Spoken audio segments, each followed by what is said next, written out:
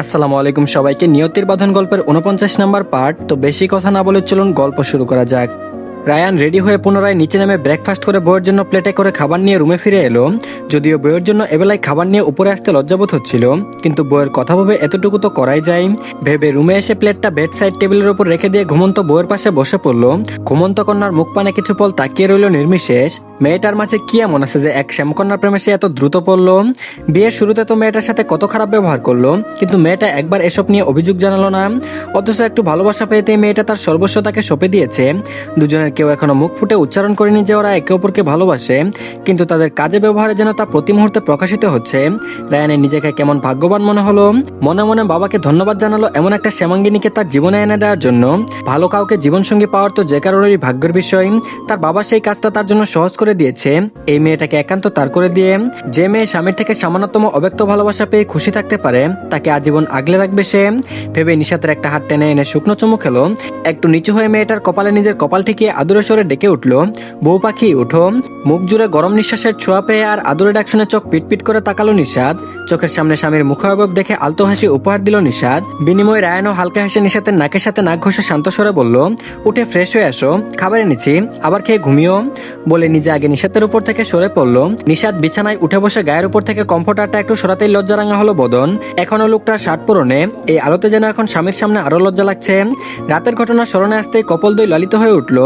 Ryan দেখে বোধহয় সব বুঝলো। হঠাৎ নিজে কমফোর্টার সরিয়ে নিশাতকে কুলে তুলে ওয়াশরুমের দিকে এগিয়ে গেল। মুখে উচ্চারণ করলো, যদি এখনো এত লজ্জা পাও তাহলে লজ্জা ভাঙার মতো কাজ রাতে আবার করবো, ঠিক আছে? কিন্তু এমন সময় লজ্জারাঙা মুখ বানিয়ে রেখো না পাখি, তাহলে কাজে যেতে সফল হব না আমি। নিশাত কথার মানে বুঝতে পেরে লাজুক হেসে স্বামীর আরেকটু বুকে চেপে থাকার চেষ্টা করলো। রায়ান তাকে ওয়াশরুমে রেখে দিয়ে চলে আসলো। নিশাত ফ্রেশ হয়ে কিছুক্ষণ পর ফিরে এলো। রায়ান তাকিয়ে দেখলো বউটা তার এখনো লজ্জায় মাথা নত করে রেখেছে। তা দেখে হাসলো রায়ান। হাঁটুর নিচে উন্মুক্ত পার ভেজা মুখমণ্ডল দেখে শুকনো ঢুক গিলল। নিশাত বেড়ে বসে আবারও নিজের পা দুটো ঢেকে নিল। রায়ান খাবারের প্লেটটা নিজের হাতে নিয়ে নিশাতের পাশে বসে নিজের হাতে খাবার এগিয়ে ধরলো। তা দেখে নিশাত মুচকে হাসলো। ইস, তার স্বামী কত পরিবর্তন, নিজের হাতে তাকে খাবার খাইয়ে দিতে এসেছে। ভেবেই খুশিতে মনটা ভরে উঠলো। খুশি মনে খাবারটুকু মুখে পড়লো। রায়ান খাওয়ানোর মাঝে শুধিয়ে বলল, শরীর খারাপ লাগছে নাকি তোমার? কোন বিষয়ে বলছে বুঝতে পেরে নিশাত আবার লজ্জা পেল। রায়ান বুঝতে পেরে নীরব কণ্ঠে বলল, স্বামীর কাছে কিসের এত লজ্জা পাখি? না বললে আমি বুঝবো কি করে? তাছাড়া দুদিন পর ডাক্তার হচ্ছ, তাই এসব লজ্জাকে দাফন করে দাও। এই লোকের সামনে একটু লজ্জাও পাওয়া যাবে না নাকি? বুঝতে পারছে না স্বামীর থেকে প্রথম স্পর্শ পাওয়ার পর সব মেয়ে লজ্জা পায়। ঠিক আছে, সেও লজ্জা আর পাবে না। মনে মনে ভাবলেও লজ্জা ঠিকই পেল। তবুও লজ্জায় আড়াল করে বলে উঠলো, শুধু একটু ব্যথা করছে। রায়ান কিছু বলল না। খাওয়ানো শেষ করে উঠে প্লেটটা হাতে রেখে পরিষ্কার করে এলো। একটা পেন কিলার এনে নিশাতের হাতে ধরিয়ে দিল এক গ্লাস পানি সহ। নিশাত হাতে নিয়ে ওষুধটা ঘুরিয়ে ঘুরিয়ে দেখে হঠাৎ বলল, শুধুমাত্র একটাই, অন্য কোনো ওষুধ নেই? রায়ান বোধহয় বইয়ের কথা বুঝতে সক্ষম হলো। এগিয়ে এসে নিশাতের দুপাশে নিজের দু স্থান দিয়ে বুকে এসে বইয়ের উষ্ঠে শুকনো একটা চুমু খেয়ে চোখে চোখ রেখে বলল, ওসব পিল খাওয়ার কোনো প্রয়োজন নেই বৌজান। আপনার স্বামীর এখন বাবা হওয়ার বয়স হয়ে গেছে, বুঝতে পারছেন কি বলছি? নিশাত বুঝতে পেরে লাজুক হাসলো। তার সবকিছুতেই কেমন লজ্জা লাগছে, তাই পুনরায় মাথা নমনীত করে নিল। এবার বলতে চাইলো এমন হলে তার পড়াশোনার প্রভাব পড়বে, কিন্তু নিজের স্বামীর ইচ্ছেকে প্রাধান্য দিয়ে আর কিছুই বলল না। শুধু বুঝতে পেরেছে এমন করে মাথা নাড়ালো। রায়ান জবাব পেয়ে পুনরায় একটা চুমু খেয়ে সরে এলো। দাঁড়িয়ে নির্দেশ দিল, আজ কোথাও যাওয়ার দরকার নেই, এখন রেস্ট নাও, আবার বিকেলে বাড়িতে অনুষ্ঠান আছে, তার প্রস্তুতি নাও, ঠিক আছে? নিশাত পুনরায় মাথা নেড়ে সম্মতি জানালো। মুখে বলল, আপনি আমার সাথে একবার তুমি একবার আপনি করে কথা বলেন কেন? রায়ান বলল, ভালো লাগে তাই। ছোট একটা জবাব দিয়ে নিজের কিছু প্রয়োজনীয় জিনিস নিয়ে দরজার দিকে অগ্রসর হয়ে আবারও বলল, আমি আসছি, খারাপ লাগলে কল করো। রায়ানকে যেতে দেখে নিশাত বায়না করে উঠল, আপনি আজ থেকে যান না বাড়িতে? রায়ান একটু স্থির দাঁড়িয়ে ঘুরে বইয়ের পানে তাকিয়ে বলল, যেতে হবে শোনা, তবে কথা দিচ্ছি আজ বিকেলে দ্রুত ফিরে আসবো। নিশাত বলল, ঠিক আছে। সম্মতি পেয়ে রায়ান চলে গেল নিজের কাজের উদ্দেশ্যে। নিশাত সেই পানে কিছুক্ষণ তাকিয়ে থেকে হাতের ওষুধটা দেখে পুনরায় ঘুমানোর প্রস্তুতি নিল। শাশুড়ি এখন ডাকবে না নিশ্চিত, তাই ঘুম পূর্ণ করতে বিছানায় শরীরখানা এলিয়ে দিয়ে তন্দ্রার উদ্দেশ্যে চক্ষু বুঝে নিল। আর এদিকে সন্ধ্যা গড়াতেই মানুষজন আসতে শুরু করলো বাড়িতে। রায়ানও তার কথা রেখেছে, বিকেল হতে বাড়ি ফিরে এসেছে। এখন বউয়ের সাথে রুমে অবস্থান করছে। রায়ান নিজের পছন্দ মতো একটা শাড়ি বের করে দিয়েছিল নিশাতকে, তাই পরে এসে ড্রেসিং টেবিলের সামনে বসে আছে নিশাত। পাশে দাঁড়িয়ে আছে রিমি, আকাশের বউ। রায়ানের 3 বন্ধু এসেছে, কিছু মুহূর্ত আগেই তারা এসে নিশাত আর রায়ানের সাথে কথা বলে নিচে চলে গেছে। কিন্তু রিমি রয়ে গেছে নিশাতকে সাজাতে। তার ছেলেটা এখন রায়ানের কাছে। রায়ান বাচ্চাটাকে নিয়ে বিছানায় বসে আছে, আহাত তার কুলের উপরে বসে আছে। সে এটা সেটা বলছে, যা শুনে আহাত হাসতে হাসতে ব্যস্ত। নিশাতকে একটু সাজিয়ে দিয়ে দুজনকে একা ছেড়ে দিয়ে রিমি রায়ানের দিকে এগিয়ে এলো। কাছাকাছি দাঁড়িয়ে বলল, ভাইয়া ওকে আমার কাছে দিন, আমরা নিচে যাই, আপনারা একটু পরে আসুন। রায়ান আহাতকে না দিয়ে জবাবে বলল, আহাত এখানেই থাকুক ভাবি, আপনি যান নিচে, আমরা আসছি। রিমি আর না করলো না, আহাতকে ছেড়েই চলে গেল। রায়ান উঠে নিশাতের কাছে গিয়ে দাঁড়ালো, নিশাতের উদ্দেশ্যে বলল, নাও এখন আহাতকে ধরো। নিশাত হাসি মুখে উঠে আহাতকে নিজের কোলে নিল। রায়ান পূর্ণ দৃষ্টি নিক্ষেপ করলো বউয়ের পানে, চোখে মুখে তার মুগ্ধতা ভর করলো, নিচু হয়ে গালে কতবার ঠুট ছোয়ালো। স্বামীর কাছে নিশাত লজ্জা পেয়ে আওড়ালো, কি করছেন বাচ্চাটার সামনে, থামুন। রায়ানও আলতো হেসে বলল, ও এখন এসব বুঝে না, তাছাড়া ওরও তো শেখা দরকার এসব বলো। বলেই আহাদের কাছে নিচু হয়ে বলল, বাপজান একটু চুমু খান তো আঙ্কেলকে। 1.5 বছরের সামান্য বড় বাচ্চাটা ফুকলা হেসে সত্যি রায়ানের গালে নিজের ছোট মুখটা ঠেসে ধরলো। স্বামী আর বাচ্চাটার কান্না নিশাত খিলখিল করে হেসে উঠলো। তা দেখে রায়ানের চক্ষু জুড়লো, মুগ্ধ কণ্ঠে বলল, একদিন আমাদের এমন একটা হবে, একটা নয় দুটোই তাদের মায়ের কোল থেকে বাবাকে এভাবে চুমু খাবে, সুন্দর না বউজান? স্বামীর কথা শুনে নিশাত মিহি হাসলো, কখনো তো লোকটাকে দেখে মনে হয়নি যে বাচ্চা এত পছন্দ করে। তাছাড়া লোকটা এত সবসময় দুটো করে কেন, বললেই কি দুটো হয় নাকি? ভেবে বলল নিশাত, বাচ্চা তো এখনো আসেইনি, তাতে এত পাগলামো আপনার, আসলে না জানি কি করবেন, আর সবসময় দুটো করেন কেন, যেন সত্যি আপনার টুইন্স হবে আর তা আপনি জেনে বসে আছেন। রায়ান বলল, জানি তো, দেখো আমার টুইন্সই হবে। স্বামীর এত কনফিডেন্স দেখে উদ্গ্রীব হয়ে বলল, কি করে এত শিওর হলেন? প্রশ্ন শুনে রায়ান সূক্ষ্ম হেসে ঝুঁকে বউয়ের কানে ফিসফিস করে বলল, কারণ আমার নিজের প্রতি আর নিজের জিনিসের প্রতি ভরসা আছে। নিশাত পুরোপুরি বুঝতে না পারে আশ্চর্য হয়ে আনমনে বলল, নিজের জিনিস? রায়ান বউকে লজ্জায় নিমজ্জিত করতে সরে আরো একটু গাঢ়ত্ব মিশিয়ে বলল, তুমি যেটা ভাবছো তাই হানি, আই মিন আমার যে জিনিস থেকে বাচ্চা দুটো আসবে তারই কথা বলছি, যা তোমাকে কাল রাতেও ডোনেট করেছি। স্বামীর কথার মানে বুঝতে পেরে নিশাত খুক খুক করে কেসে উঠল, লজ্জায় কান দিয়ে যেন গরম ধোঁয়া নির্গত হলো। স্বামীর থেকে নজর হাঁটিয়ে এদিক সেদিক তাকালো, তা দেখে রায়ানের হাসির মাত্রা প্রসারিত হলো। নিশাতকে দাঁড়াতে বলে নিজে বউয়ের সাথে ম্যাচিং করে অন্য পোশাক পরে নিল, সম্পূর্ণরূপে তৈরি হয়ে পুনরায় বউয়ের সামনে দাঁড়িয়ে বলল, আপনার স্বামীকে কেমন লাগছে চড়ুই পাখি? নিশাত চোখ উঁচিয়ে তাকালো একান্ত পুরুষের পানে, মুগ্ধ চোখে তাকিয়ে থেকে আনমনে ভুল ঠিক মিলিয়ে দুটো লাইন গেয়ে উঠল, আমার সোনা বন্ধুরে, আমার প্রাণস্বামীরে, কি সুন্দর বানায়া আল্লাহ পাঠাইছে আপনারে। বউয়ের থেকে এমন প্রশংসা পেয়ে রায়ান অভিভূত হয়ে বাচ্চাটা সহ একান্ত রমণীটিকে নিজের বুকে জায়গা দিল।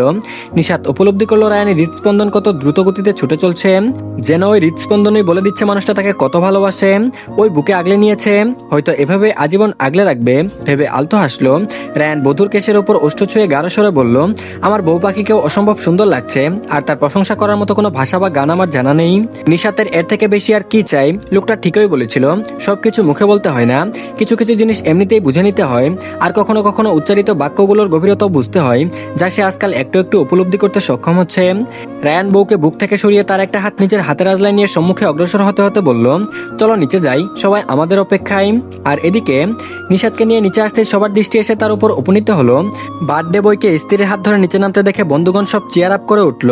সবার উৎফুল্লতা দেখে নিশাত লাজুক হাসলো। রায়ান নিচে এসে সবার সাথে নতুন করে কথা বলল, একে একে সবাই এসে রায়ানকে উইশ করলো, আবার রায়ানও শান্ত স্বরে ধন্যবাদ জ্ঞাপন করলো।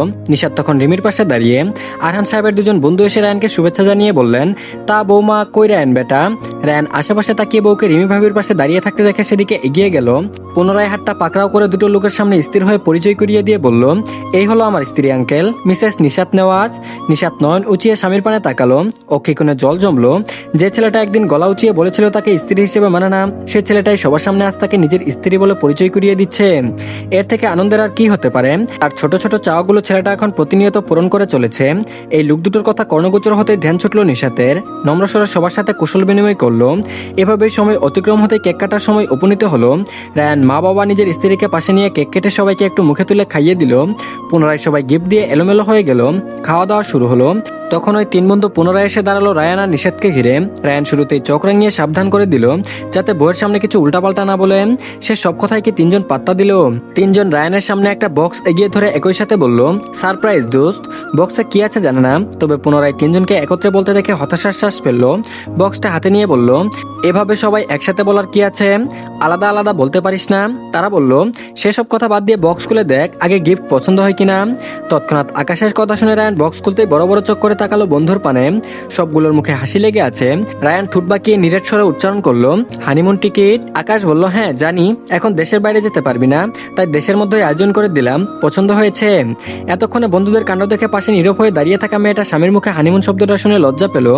লজ্জায় স্বামীর কাছে ঘেসে দাঁড়ালো। ইস, লোকটার বন্ধুদের এমন গিফট হয়ে দিতে হলো। রায়ান বউয়ের ভাবগতি বুঝেও কিছু বলল না। বন্ধুদের পানে তাকিয়ে পুনরায় বলল, কিন্তু আমার এখন অনেক কাজ আছে। কাজের কথা শুনে তিন বন্ধুই বোধহয় বিরক্ত হলো। পুনরায় একই একই সাথে বলে উঠল সেসব আঙ্কেল ম্যানেজ করে নেবে। এমন কথা তিনজন একসাথে বলাতে নিজেরাই একে অপরের পানে তাকালো। নিশাত এদের কাণ্ডে লজ্জার মাঝে ফিক করে হেসে উঠল। তিনজন নিজেদের সামলে নিল। আকাশ বলে উঠল, ওসব কাজ নিয়ে ভাবিস না, আঙ্কেল তোকে ছুটি অ্যারেঞ্জ করে দিবে, তুই আপাতত নিজের দিকে ফোকাস কর। রায়ান আর চোখে একবার বইয়ের পানে তাকিয়ে কিছু ভাবলো, পরক্ষণে বন্ধুদের পানে তাকিয়ে সহমত জানিয়ে প্রত্যুত্তরে জানালো, ঠিক আছে, কালই যাচ্ছি, ধন্যবাদ তোদের। বন্ধুর জবাব পেয়ে তিনজন খুশি হলো। সবাই মিলে একসাথে খাওয়া দাওয়া শেষ করে যে যার বাড়ির পথে রওনা হলো। সবাই যেতে রায়ানও টুকটাক কাজ সেরে বউকে নিয়ে রুমে ফিরে এলো। প্রথমে নির্দেশ দিল, ফ্রেশ হয়ে এসো আগে। নির্দেশ পালন করতে নিশাত নিজের পোশাক নিয়ে দ্রুত ছুটলো ওয়াশরুমে। কিছুক্ষণ পর ফ্রেশ হয়ে আসতে রায়ান নিজেও ফ্রেশ হয়ে এলো। দরজা আটকে লাইট অফ করে দিয়ে নিশাতকে নিয়ে বিছানায় শরীর এলিয়ে দিল।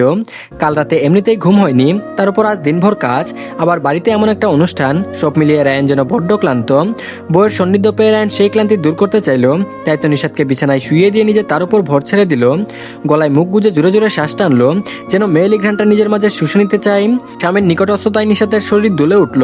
রায়ান বুঝতে পেরে হাসকিশোরে বলল, ভয় নেই পাখি, আজ আর কিছু করছি না, ঘুমাও এখন, আমাদের রেস্ট প্রয়োজন, হানিমুনে যাচ্ছি বলে কথা, এখন ঘুমিয়ে শরীরে এনার্জি তৈরি করো হানি, নাহলে স্বামীকে সামলাতে হিমশিম খেয়ে যাবে। নিশাত যেন স্বস্তির শ্বাস ফেললো, তেমন লজ্জায় নিজের বাক হারালো। নিশ্চুপ পড়ে রইল স্বামীর বাহুবন্ধনের নিচে। একটা সময় পর দুজনেই গভীর নিদ্রায় তলিয়ে গেল। তো ধন্যবাদ সবাইকে, এই পার্টটি এই পর্যন্তই, পরবর্তী পার্টও দিয়ে দেওয়া হয়েছে, সবাই দেখে নেবেন। তার আগে সবাই চ্যানেলটিকে সাবস্ক্রাইব করে দিন, আর ভিডিওতে অবশ্যই লাইক দিন। ধন্যবাদ সবাইকে, ভালো থাকবেন।